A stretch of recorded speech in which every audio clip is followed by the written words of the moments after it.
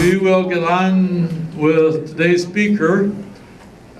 Pretty popular guy around town here. Richard Dick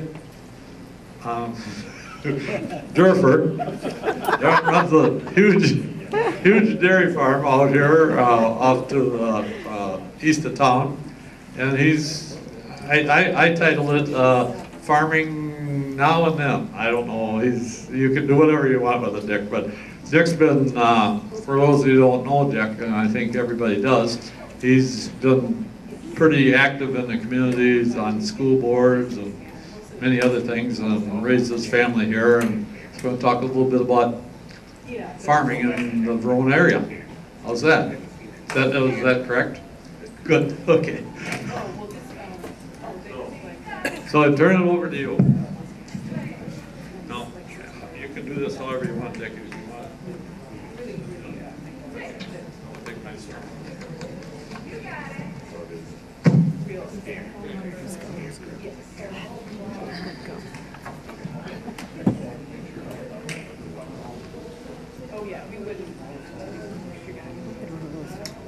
Good afternoon. Good to see you all here. I got a question for all of you. Closer to the mic. Closer to the mic.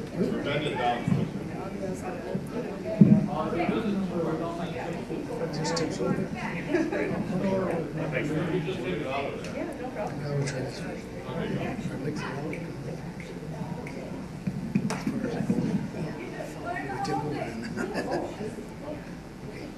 All right. First, I'd like to ask a question to you. How many of you grew up on a farm? How many of you grew up in the town of Verona? How many on a dairy farm? Yeah. Okay, should be able to communicate a little bit today. Yeah. First, let's start out with a little history of agriculture, and especially dairy farms. That's what we've always been in dairy farms, so I'll talk mostly about that. Anyway, in 1950, when I was growing up, first started with my family, and there were 3.6 million dairy farms in the United States. Today, there's less than 50,000. And in Wisconsin, there were 143,000. Now there's less than 10,000. And in the town of Verona, there were 71. We're down to 3. Dairy farms. We have today there's over 9 million dairy cows in the United States, and in Verona there's about 1,100. And another thing was I got looking back at some old history of my own and found out that when I first started milking cows, we got about an average of 45 pounds of milk per cow. Today we're between 95 and 100 pounds per milk per cow. On our double. And a lot of that is because of the feed we feed them and the nutritionists that we get. We hire a nutritionist to go out and balance the ration every week, and we get the most milk out of the cows better the weekend just by looking at it. Well, I'll start out. More, can't hear it yet.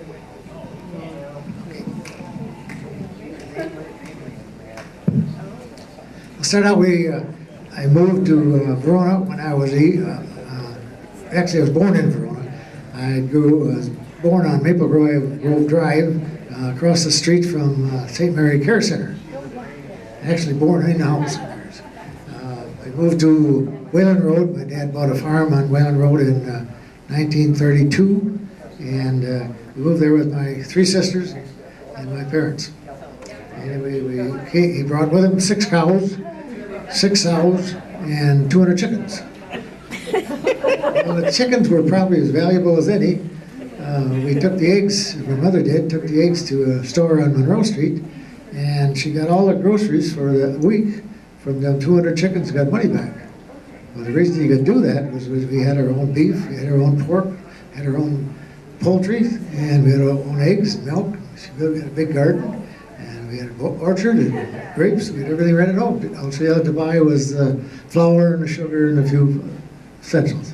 So it's a far thing from today, what goes on. And we were lucky when we moved in there.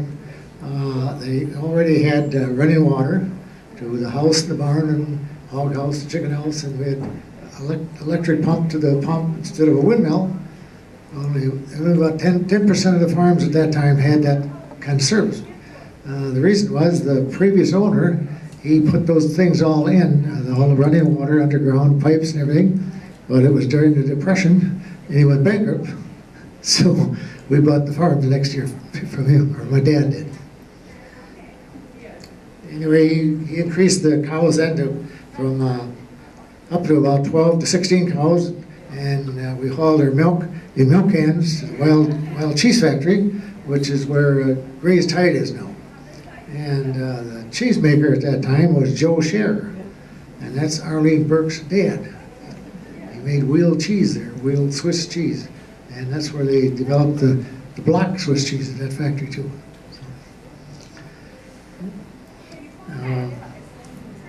In 1947, when I was about 17 years old, my dad remodeled the barn. We had a 100 foot by 30 foot barn, but the extensions were all run crossways. So he had to haul all the manure out by shovelful out to the spreader. So he tore it all out, had an indoor silo in there, and had 4 horse stalls and 2 big box stalls. Tore that all out, put stanchions lengthwise of the barn, a driveway down the middle, and put a barn cleaner in, and it was like a world effort to how easy farming was after that.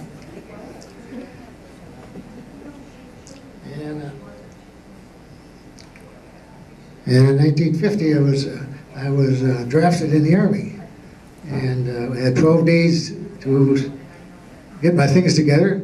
So my dad had been feeling pretty good. He had been in the hospital 2 or 3 times, so he called the auctioneer who was going to sell the cows. And I sold my car, and 2 days after that, the war ended. So 2 days after that, I got a notice in the mail, disregard the previous notice, so bought my car back, and my dad canceled the sale, and we're back in business farming again. A couple of years later that, I got married, and over the years, we had 4 children. And about that time, we had 50 cows and 50 steers we were feeding.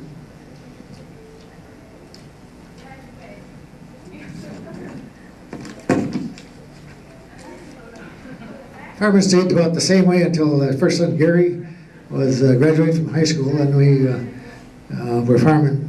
We expanded the acres we were doing from 120. We got up to 1,000 acres. Bought a little acres and rented a lot of land.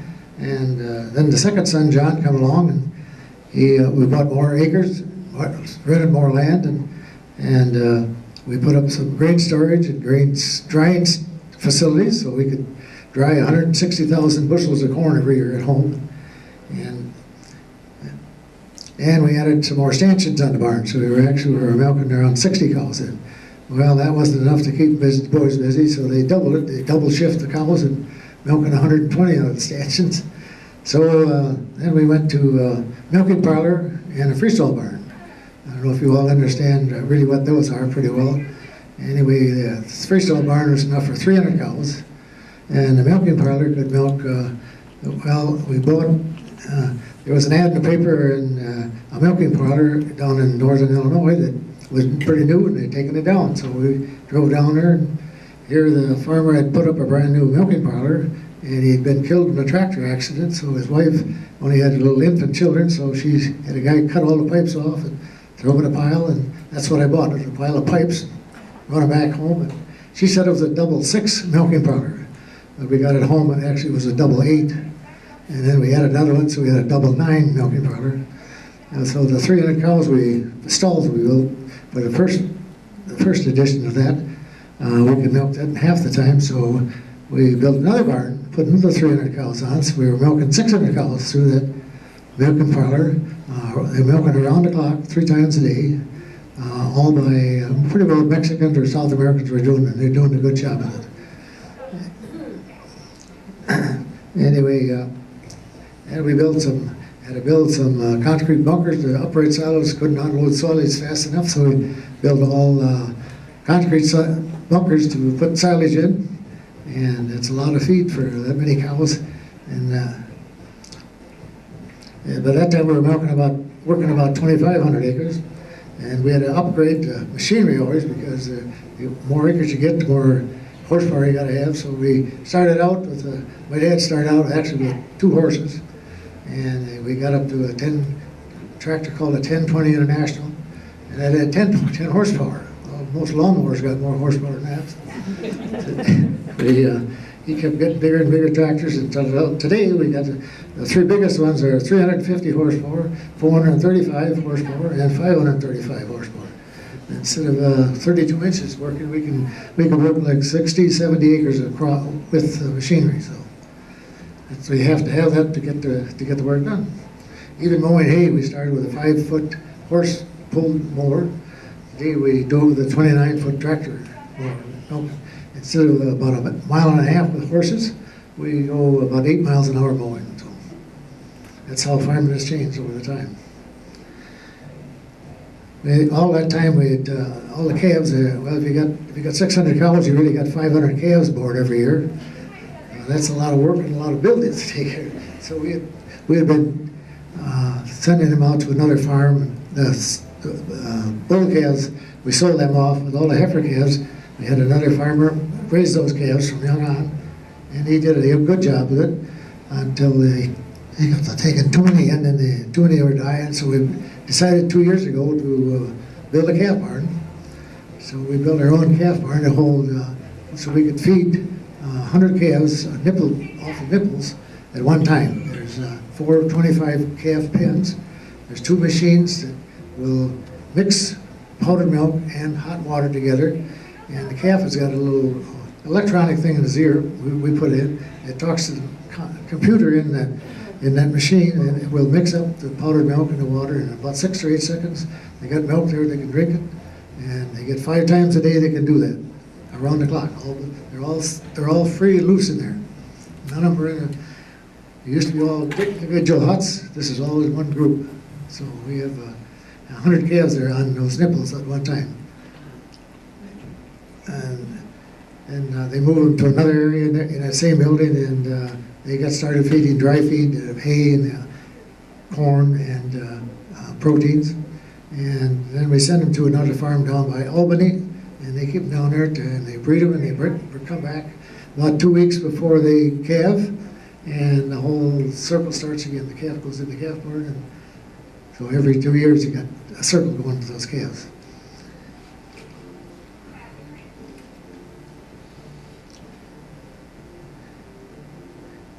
Then last September, 2 neighbor brothers, O'Brien brothers, came from Pittsburgh, and they wanted to sell their cows, so we made a deal to sell their 300 cows, or buy their 300 cows and rent their barn. So now we're milking 900 cows every day, around the clock. And we also have a manure pit that holds 5 million gallons of manure, which is about 6 months' supply, and it'll hold that much. So twice a year we have a guy come in and they pump it out with a 6-inch hose, and they go out 3.5 miles of that and hook it onto a tractor that's got a digger in the back. And they buries the manure in the ground as they travel along, so they can be right behind houses. And people don't even know that we're spreading manure there. So.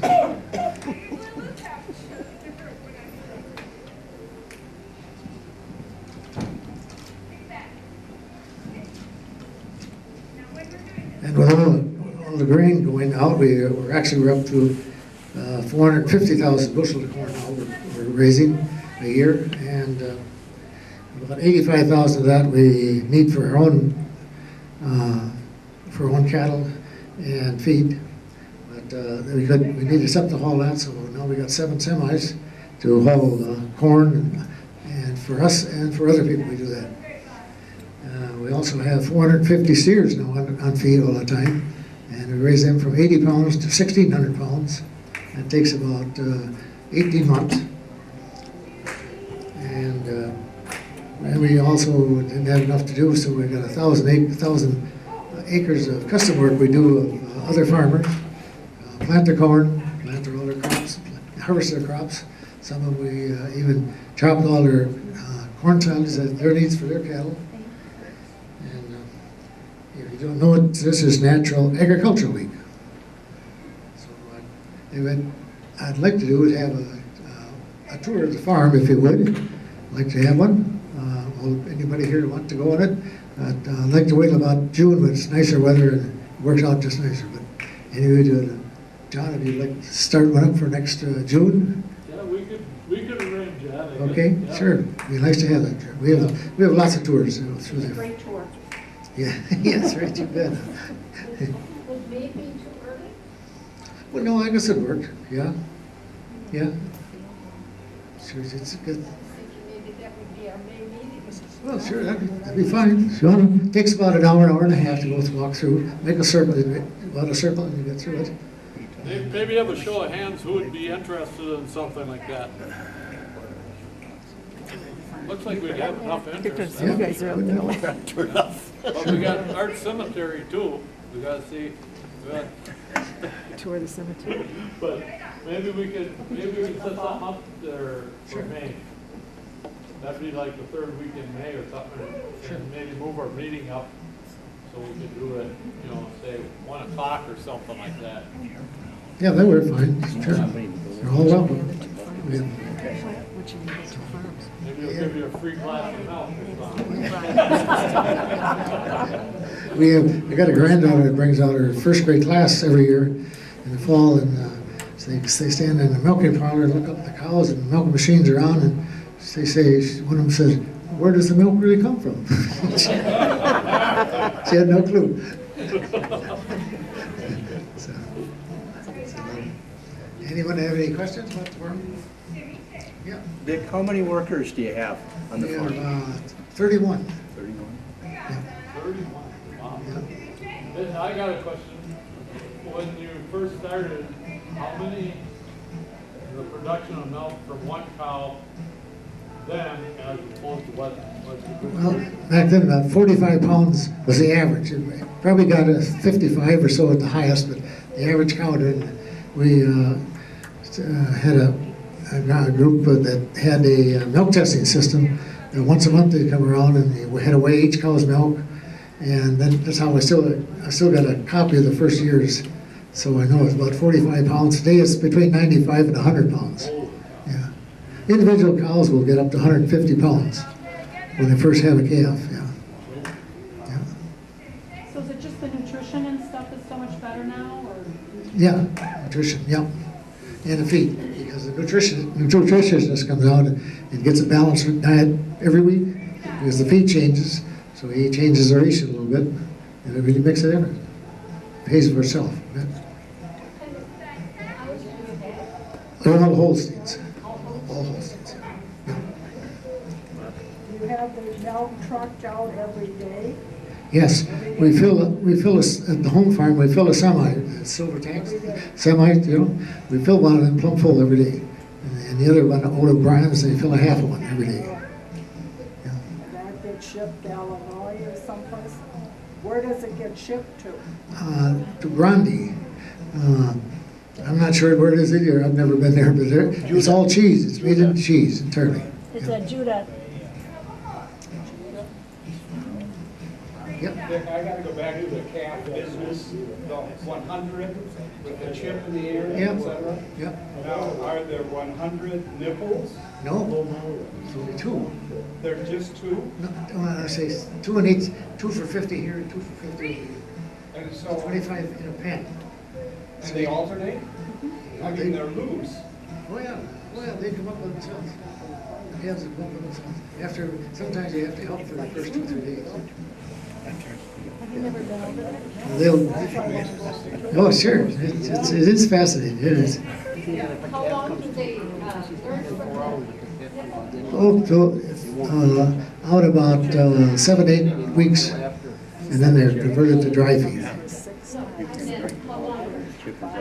Oh, well, until it only takes them maybe 50 seconds, 60 seconds. And they'll be done for that one time, and they got 5 times to do it during the day. They can drink during the night if they want to. Yeah. Whenever they get hungry. We used to do it twice a day in the pail. Walk out to huts, It would take, 5-6 people just to keep the milk going if you did that day, but it's all done automatically. One person takes care of really 200 calves.